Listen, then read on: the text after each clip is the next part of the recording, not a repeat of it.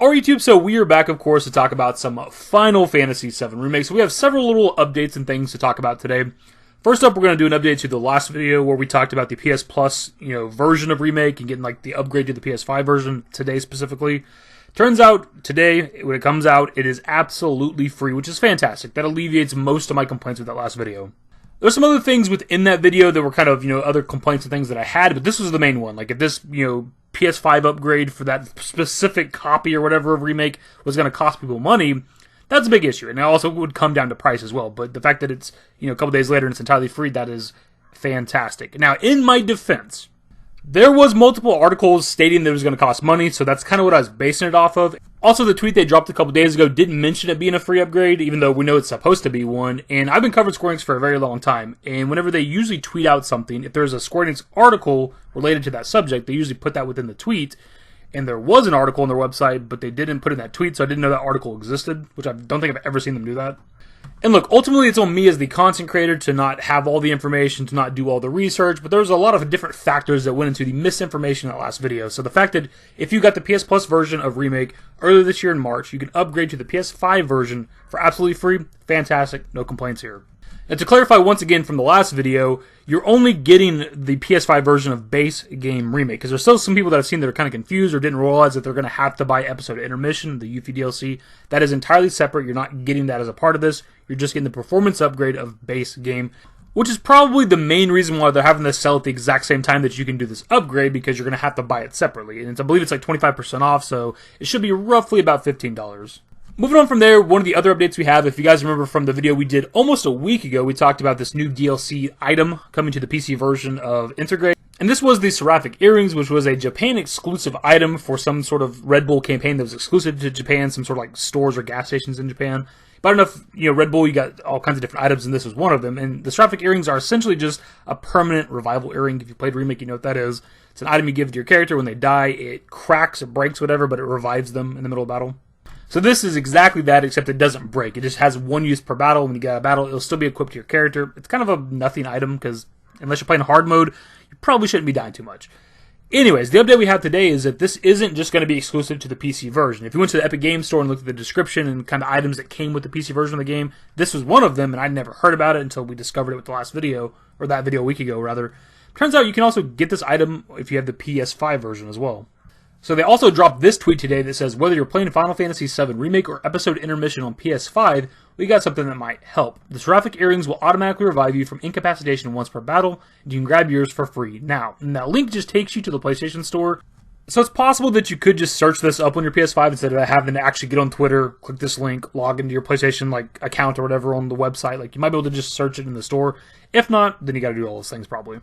So I thought that was pretty cool, because as far as we knew that this item, even though it's kind of a nothing item, right? It's not a big deal, it was only looking like it was going to be on PC based on the description on the Epic Games Store, but the fact that if you're a PS5 player, you can also get it now, it's kind of cool, I guess.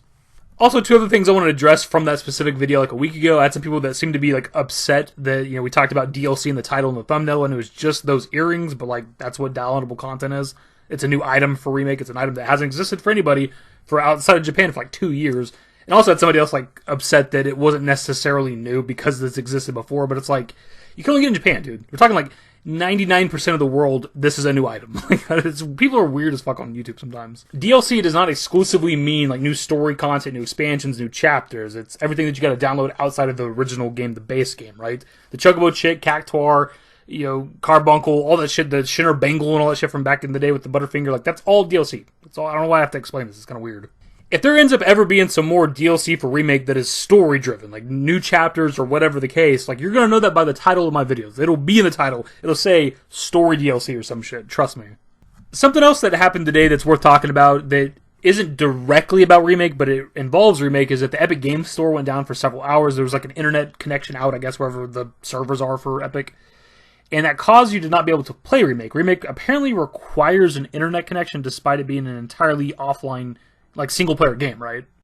And apparently from what I've seen, just, scrolling through Reddit, threads talking about this, is that it's a Square Enix thing, not an Epic Games Store thing. Square Enix are the ones requiring an internet connection for you to play Remake.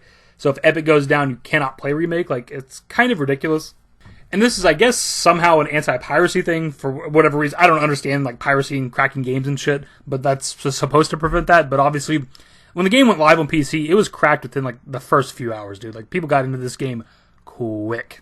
And look, I kind of touched on it with the last video. I'll say it here too. Like, it sucks to be reporting on like negative things surrounding Remake, but this is just another thing that is bad about the platform they chose, and like another negative thing for the PC version of Remake, so on and so forth, right? Like, it sucks to talk about, but we got to cover it. I'm not gonna not talk about this. And it's just another negative thing added on to like the PC launch of Remake. You know, the platform they chose, Epic, being that this is a PC exclusive. Obviously, you can, you know, there's other ways you can sell the Cs to get this game.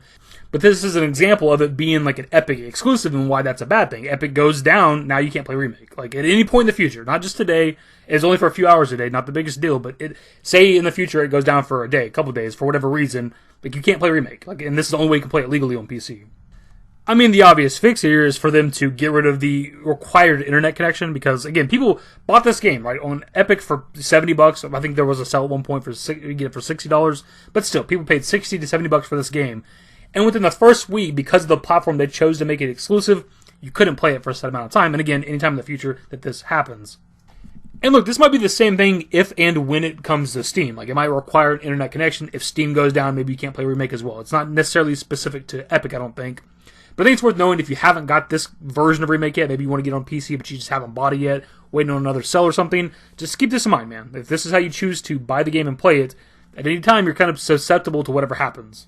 And this is why, for me personally, I've almost always bought exclusively physical. Now, I've definitely bought plenty of like digital games over the years. Remake being one of them. Like, I bought, because the pre-install, I bought it digitally so I could pre-install it and play that bitch at midnight as soon as I could. But I still try to, as often as I can, buy physical copies for stuff like this. Obviously, this is a different situation. You don't have that option. It is only digital on Epic, but still, you get my point. But actually, speaking of Steam, one last thing for this video is that it does seem like Remake might be hitting Steam at some point, potentially next year. For one, I think there's a lot of like information within like the files and stuff of the game on Epic that like point to it, come to Steam. I think I've definitely seen people talk about that over the last week or so. But specifically, we had Just Call Me Road on Twitter, because I don't know how to say their tweet out and say, I can confirm that Final Fantasy VII Remake is planned to release on Steam after Epic Games' exclusive contract ends. The game app ID used for dev test is 1462040, and it links to the SteamDB. The app has been created in October 2020, 6 months after release on PS4. So pretty much within 6 months of the game launch, and they had already created a Steam page for Remake. So it seems like it is going to come to Steam at some point. Now, he does mention, or they mention rather, about whenever the exclusivity contract ends with Epic. That's something we don't know yet, right? We haven't been given that information. I'm kind of curious how long that's going to last.